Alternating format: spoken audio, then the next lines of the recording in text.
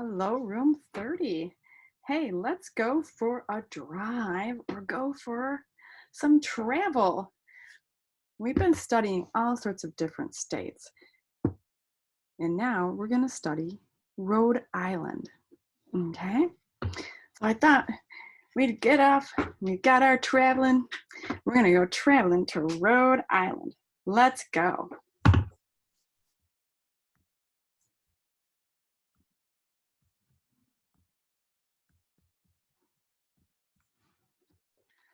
So the first thing we want to do is take a look at our map. Here's our US map. Remember, we live here in Michigan.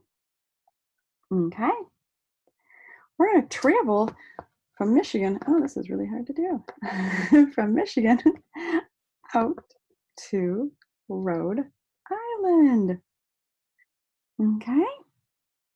Rhode Island is a small state.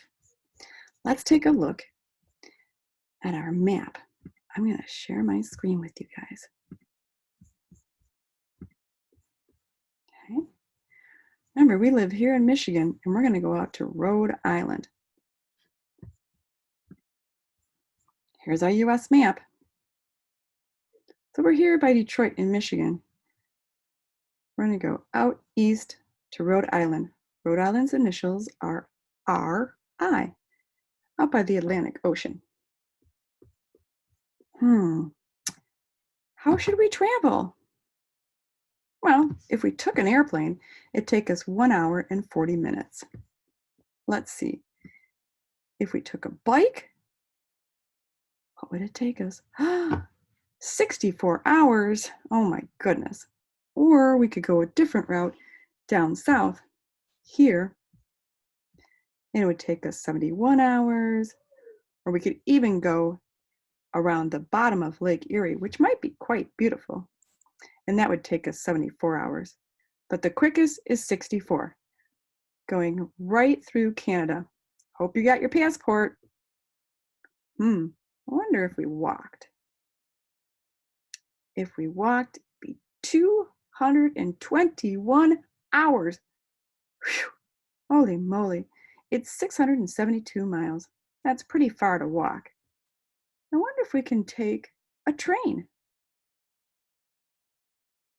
Well, we don't really end up in Rhode Island.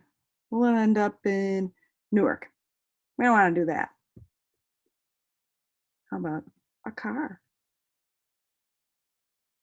That wouldn't be too bad. 10 hours and 52 minutes, almost 11 hours. That wouldn't be too bad. Doable. Might have to take 2 days to do it though. Fastest way, as always, is to fly. So I'm wondering, how would you want to go to Rhode Island? All right, who's ever helping your student, you want to get out your yellow piece of construction paper that I sent home, okay? And you want to get out your 2 cards. We've got airplane and we've got car. You should have some tape. You're going to use this yellow sheet over and over again throughout our lessons. So you'll want to keep it. We're going to use it as our background for showing our student or your child their choices. So if you take a piece of tape, and I like to just make a little circle and stick it on the back.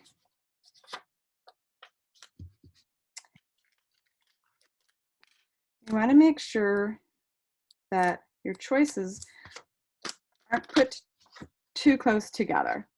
We want to have some space. Oh, my tape doesn't want to stick. My circles, I don't think were big enough. They closed up. Let me try that again.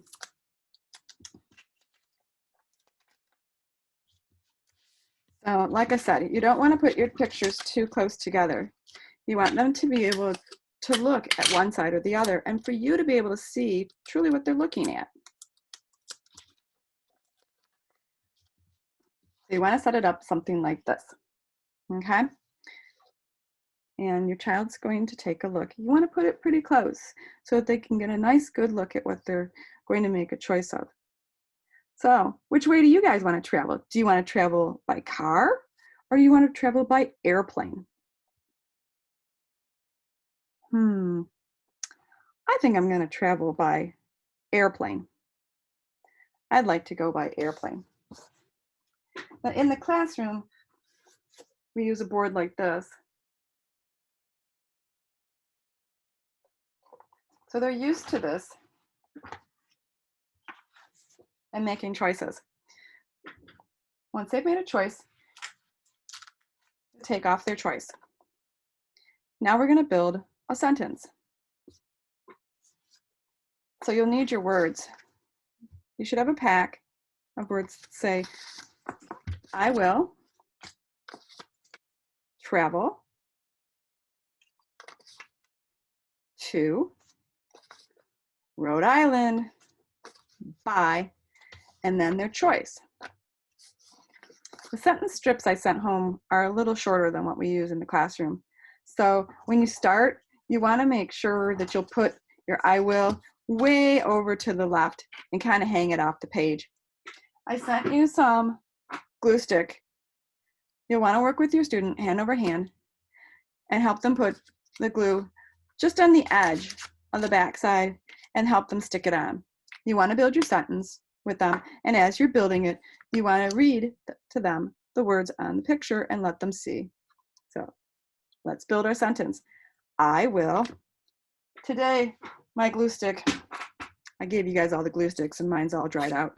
So I'm using the little glue that I sent. And just to let you know, if you're having trouble with your glue, there is a little black stopper in it.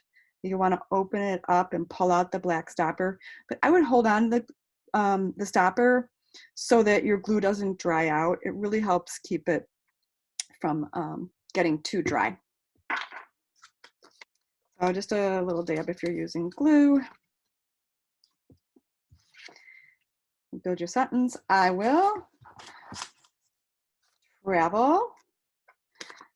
And just because I'm going to be reusing my sentence strip a bunch of times with you guys, I'm not going to glue mine on. But you want to go ahead and glue yours on because we can use all sorts of other things to make sentence strips.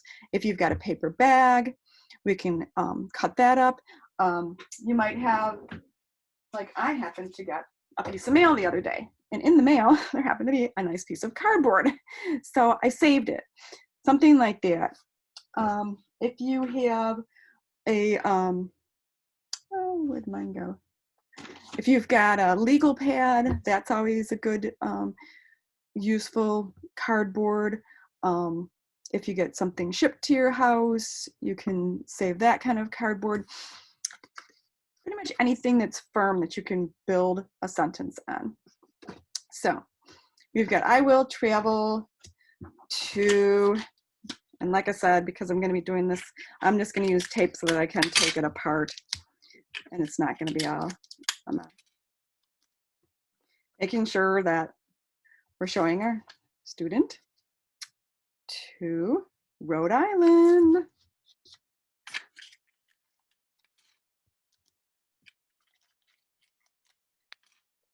By, do you remember what I said? I said I wanted to go by airplane. I want to get there. Let's have some fun. So we've built our whole sentence, and I've noticed here that I can't even get all my words on here, so I've had to kind of tape.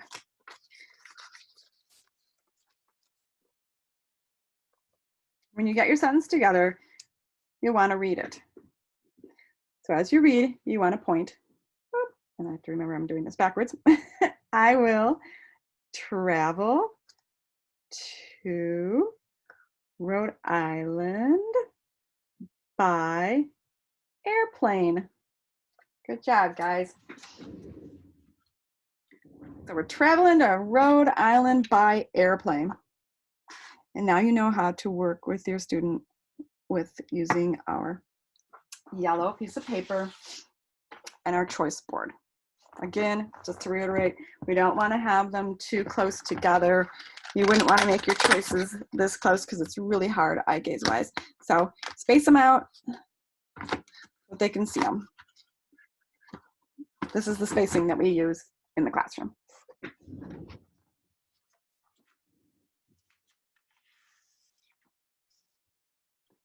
So we made our sentence and we pasted it together and we've read our sentence. I'd like to read to you a little bit from our state book. You have a copy of this at home. So let me share my screen with you again. Oh, I need to share my desktop. Okay.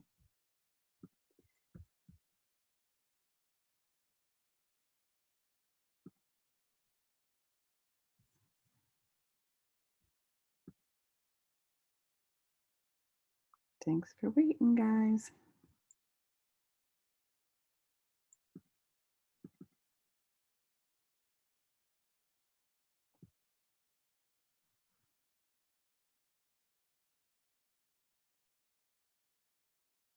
Oh, Miss Dana cannot find. There it is, slideshow. Slideshow. Come on, slideshow. You're not going big. I'm sorry, guys. I'm still learning all this fun stuff. Oh no, we don't want that. There we go. All right. By Helen Horn, January 2020. Oh, you missed that. Let's read that again. Rhode Island, SXI High School State Lesson Book by Helen Horn, January 2020.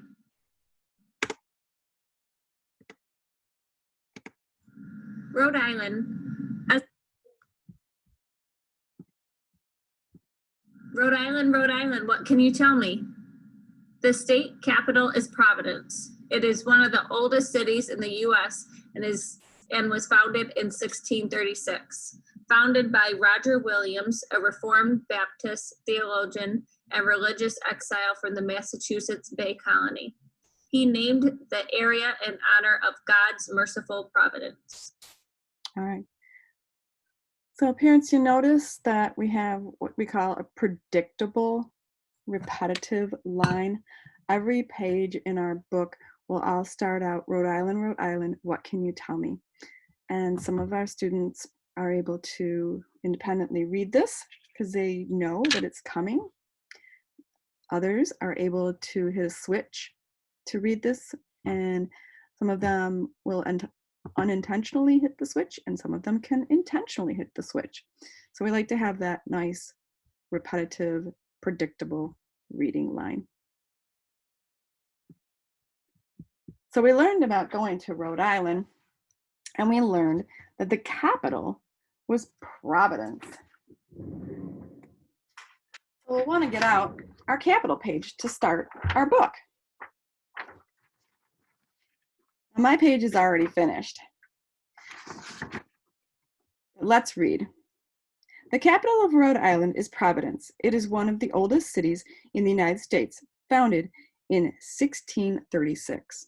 That was a pretty old capital. So you want to get out your red crayon. Hang on, mine is snuck way back here. And with your student, you'll want to copy and trace right around the edges of your state, just like I did. Our state is kind of like a rectangle, but not quite, but that's okay. Trace around. We want to make sure that we're using a crayon so that our student has what we call proprioceptive input, which is the resistance between the crayon and the piece of paper. Parents, if you get a chance, maybe later you want to try color for a minute. You'll see how you kind of have to push the crayon a little bit harder than if you do with a pen or a pencil. We want that resistance against the page because it gives our brain an idea of where we are in space with our hand. So that's why we do a lot of coloring. Gives us that nice sensory input. We also do some tracing so we get a sense of what the shape is of our state. Where did we say the capital was? Yeah, you're right, Providence. Good job. Right there on our star. So you'll see that I sent you home this wonderful baggie. Be careful. Keep it locked so you don't lose all the pieces, because we're going to use these pieces one at a time for all the different pages.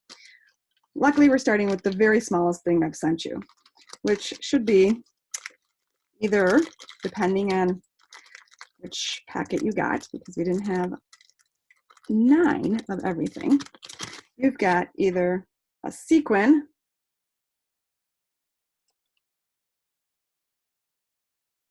or you've got a star. You might have more than one. All depends on how nimble my hands were when I was packing up your packet. And you want to do like I did, which is to glue your star right where Providence is. Okay. Good job. We always start our lesson when we start a new state with our capital. All right. I hope you enjoyed traveling with me, guys. We're going to Rhode Island. We're going to be talking all about Rhode Island for the next couple of months. Okay? All right. See you later. Thanks for coming.